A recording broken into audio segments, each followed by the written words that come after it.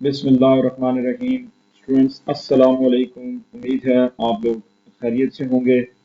Microsoft series का आज नवा लेक्चर लेकर ऑन एयर हूँ और आज का लेक्चर जो है गुज़िश्ता लेक्चर के साथ जो है वो पेवस्त है कि गुज़िश्ता लेक्चर में हमने जो फार्मूला स्टार्ट किया था आखिर में वो था इफ़ का फंक्शन और बहुत ही जो है वो इम्पोर्टेंट जो है फंक्शन है। लास्ट टाइम हमने स्टूडेंट ये देखा था कि अगर इफ़ ट्रू हो या इफ़ फॉल्स हो तो हम कोई लफ्ज़ जो प्रिंट करवाते थे, जैसे हमने पास या फेल का लफ्ज़ जो प्रिंट जो करवाया था। आपने देखा होगा कि हमारे पास टोटल मार्क्स थे, उसके अलावा हमारे पास ऑब्टेन मार्क था और फिर परसेंटेज की बुनियाद पे हमने पास फेल निकाला था। और पास फेल का फंक्शन आपको मैं याद करवा दूं, इज इक्वल टू इफ हमने कहा था कि अगर आपका ये परसेंटेज जो है वो बड़ा है या बराबर है 33 के तो कामा हमने कोई अल्फाज जो प्रिंट करवाए थे, हमने कहा था डबल कोट्स के अंदर क्या लिख दो पास, नहीं तो डबल कोट क्लोज, फिर नहीं तो का कामा और फिर इसमें हमने क्या किया था फेल जो लिख। तो ये हमने पास फेल का फंक्शन किया था परसेंटेज की बुनियाद पे। तो ये जो फंक्शन है ये सिर्फ कोई लफ्ज प्रिंट करवा रहा है। अब हम ये चाहेंगे कि इफ की मदद से हम कोई मैथमेटिकल फंक्शन परफॉर्म करते हैं। उसके लिए मैं आज की जो प्रैक्टिस जो टेबल है वो आपके सामने रखता हूँ। हमारे पास जी मीटर नंबर है, उसके अलावा ओल्ड रीडिंग है, उसकी न्यू रीडिंग है, यूज्ड यूनिट्स हैं, ठीक है जी, और हमने क्या निकालना है बिल। अब आप कहेंगे सर ये तो पहले हम कर चुके हैं, लेकिन आज हम इसको थोड़ा सा डायनामिक बनाएंगे। लास्ट टाइम मैंने एक ही यूनिट रेट आपको बताया था और वो सिंगल यूनिट रेट था 5.25। आज आप ये देखिएगा कि मैं इसको तब्दील करूंगा। हम यहाँ पे 3 मीटर जो ले लेते हैं। सबसे पहले इसको डाटा को फिल जो कर लेते हैं हम, ताकि उसके बाद हमारे लिए काम करना जो है वो आसान हो जाए। न्यू रीडिंग लिखते हैं जिसकी बिलफर्स 15-20 है, ये जो है वो 455 है और यहाँ पे न्यू रीडिंग 912 है। अब यूज यूनिट जो कैसे निकलेंगे, is equal to old reading में से हम क्या करते हैं जी माइनस कर देते हैं, सॉरी न्यू रीडिंग में से हम माइनस जो कर देंगे किसको जी, ओल्ड रीडिंग को, तो हमारी यूज यूनिट आ जाएंगी। यानी मीटर नंबर 1 ने 120 यूनिट जो यूज किए हैं। अब हम इसको ड्रैग करते हैं, ठीक है जी। अब आ जाते हैं आज के क्वेश्चन की तरफ। अगर तो सिंगल रेट हो फिर तो कोई मसला नहीं, हम क्या करेंगे इज इक्वल टू यूनिट को मल्टीप्लाई कर देंगे किसके साथ, 525 के साथ, और फिर इसको ड्रैग कर लेंगे तो ये क्या करेगा बाकियों के बिल भी निकाल देगा। लेकिन इशू जो तब आता है जब हम उसको कहते हैं जी कि दो तरह के रेट हैं, ठीक है जी। अगर जो यूनिट्स हैं if used units are greater or equal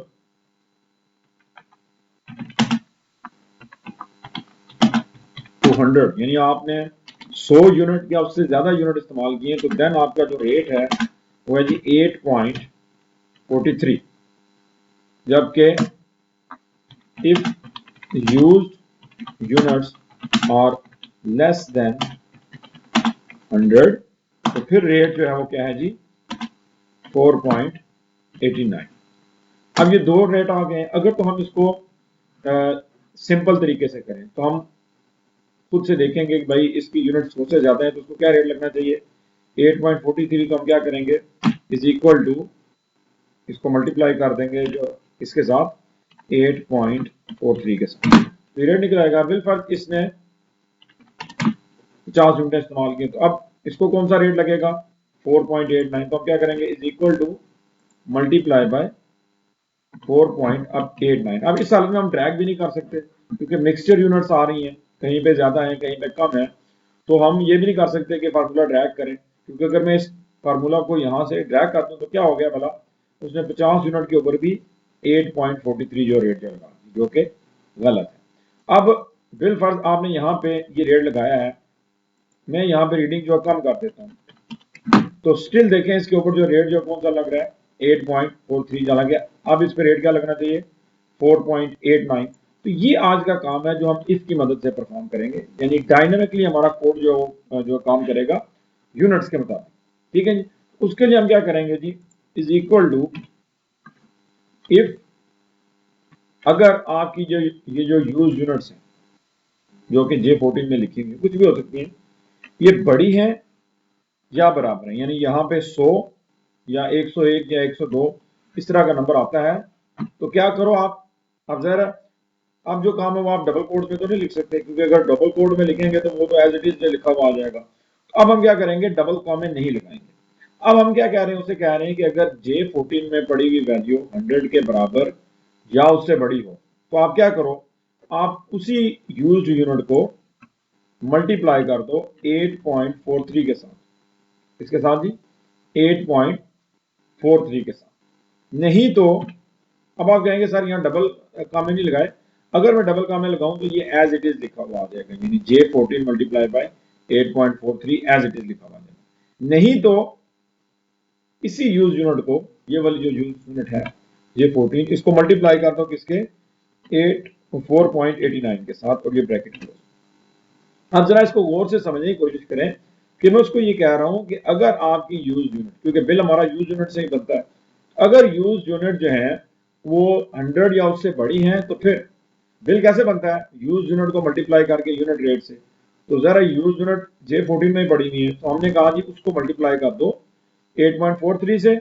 नहीं तो जाहिर है वो 100 से छोटी है तो फिर ये रेट लगेगा।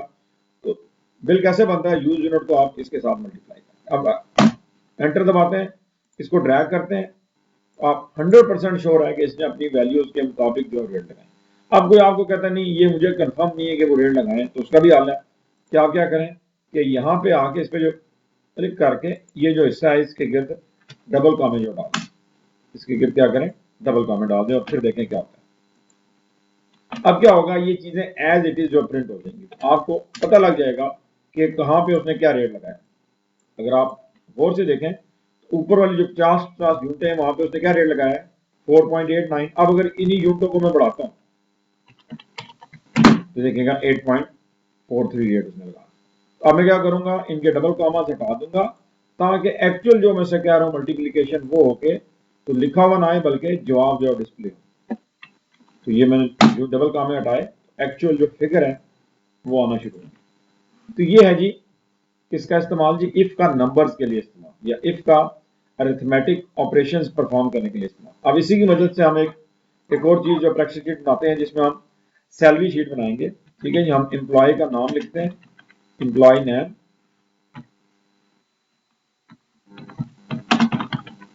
ठीक है जी, उसकी बेसिक सैलरी। ठीक है, हम क्या निकालेंगे जी, यहाँ पे हम उसे कहते हैं कि 1.5 जो है वो आपने, या 4.25% क्या मिलेगा आपको, HR हाउस रेंट मिलेगा। ठीक है जी, और इसी तरह हम आप कहते हैं जी कि जो एक और अलाउंस हम कह लें वो आपको मिलेगा जी 12.43% जो है हम कह रहे हैं जी मेडिकल अलाउंस आपको मिलेगा। ठीक है, सो ये हो गया। अब अगर ये चीज़ें निकालनी है, इसमें खैर इफ का तो इस्तेमाल नहीं है, लेकिन ये परसेंटेज निकालने का तरीका मैंने आपको बताया होगा। जबकि यहाँ पे हम क्या करेंगे, जब इसकी आ जाएगी टोटल सैलरी, ठीक है जी, उसके ऊपर फिर आगे हम क्या अप्लाई करेंगे, हम अप्लाई करेंगे टैक्स। तो टैक्स जो है वो दो तरह का होगा, वो डिपेंड करेगा टोटल सैलरी को। तो हम यहाँ पे कुछ एम्प्लॉय ले लेते हैं, एम्प्लॉय A, B और C। ठीक है जी, इनकी बेसिक सैलरीज हम कहते हैं जी, वो लिख दी हमने। अब आ जाते हैं हाउस रेंट। उस दिन मैंने आपको बताया था कि किसी भी चीज की फीसद निकालनी हो तो हम क्या करते हैं, उस नंबर को उस फीसद से मल्टीप्लाई करते हैं। फीसद का मतलब होता है डिवाइडेड बाय 100। तो इज इक्वल टू हम क्या करेंगे, याद रखिए कि जितने भी अलाउंसेज होते हैं ना वो सारे हमेशा बेसिक सैलरी के ऊपर निकलते हैं। तो बेसिक सैलरी मल्टीप्लाई बाय क्या होगा 4.25, और परसेंटेज का मतलब है डिवाइडेड बाय 100। एंटर किया तो ये ए का बनता है 4.25% इतना बनता है। इसको ड्रैग कर लें तो ये बाकी के फीसद भी निकाल देगा। अब इस पे आते हैं तो ये भी हमें बेसिक सैलरी पे बनाना है, मल्टीप्लाई बाय 12.43 और डिवाइडेड बाय 100। अब इसको ड्रैग करते हैं हम, ये आ गया। अब हम निकालनी है टोटल सैलरी। टोटल सैलरी में क्या होगा, बेसिक सैलरी और जो दो अलाउंसेज हैं ये ऐड हो जाएंगे। तो हम क्या करेंगे, इज इक्वल टू सम, ठीक है जी, और ये इन तीन चीजों को हम ऐड कर लेते हैं। एंटर दबाया, अब ये आ गई टोटल सैलरी। अब यहां पे लगाना है टैक्स। अगर तो फ्लैट टैक्स हो तो फिर तो कोई मसला नहीं, लेकिन हम कहते हैं जी कि अगर आपकी बेसिक सैलरी इफ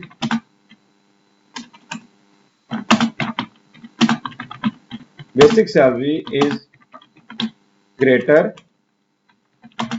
और इक्वल टू 25,000। तो टैक्स कितना है जी? 2.33%। ठीक है। और if basic salary is less than 25,000 तो टैक्स क्या है जी? 1.48%। अब यहां पे इफ का काम फिर दोबारा आ गया, तो हम क्या करेंगे? इज इक्वल टू इफ, अगर ये आपका जो टोटल सैलरी वाला सेल है ये बड़ा है या बराबर है किसके जी? 25,000 के, 25,000 के। तो कामा क्या करो, इसी सैलरी का आपने निकालना है टैक्स कितना? 2.3%। तो मैं कहता हूं इसी सेल का मल्टीप्लाई बाय 2.33 डिवाइडेड बाय 100। ठीक है जी। एंटर दबाया, ओ सॉरी, एल सामने लिखा ही नहीं। अगर ये ना हो यानी 25,000 से बड़ा ना हो तो नहीं, तो इसी का हमने जो कितना निकालना है जी? H21 multiply by 1.48 divided by 100। सो ये आप दोनों सूरतों में वो निकाल, कहीं पे कौन सी रेशो लगा रहा है ये डिपेंड कर रहा है बेसिक सैलरी पर। अब हमने निकालनी है जी नेट सैलरी। नेट सैलरी जो आपको हाथ में मिलती है उसमें हम क्या करेंगे? सैलरी में से माइनस कर देंगे टैक्स की डिडक्शन को। तो is equal to salary minus taxes. Enter दबाया तो ये इसकी ग्रॉस सैलरी जो है वो बन जाती है। सो ये दो जो प्रैक्टिस वाले हिस्से हैं वो आपने देखे कि इसमें हमने जो है वो इफ का इस्तेमाल आज देखा कि इफ अपने यस और नो की हालत में अगर आप कोई मैथमेटिकल फंक्शन परफॉर्म करना चाहते हैं, जैसे हमने यहाँ पे परसेंटेज निकाली और यहाँ पे हमने बिल बनाए, तो उसके लिए आज आपको ये बताया कि इफ जो किस तरह इस्तेमाल होता है। इसी के साथ एक और जो है वो छोटा सा फंक्शन है, वो भी जो नोट कर लें, और फंक्शन का नाम है जी डेज 360। फंक्शन का नाम क्या है? डेज 360। ठीक है जी। ये क्यों इस्तेमाल होता है? Use to find the number of days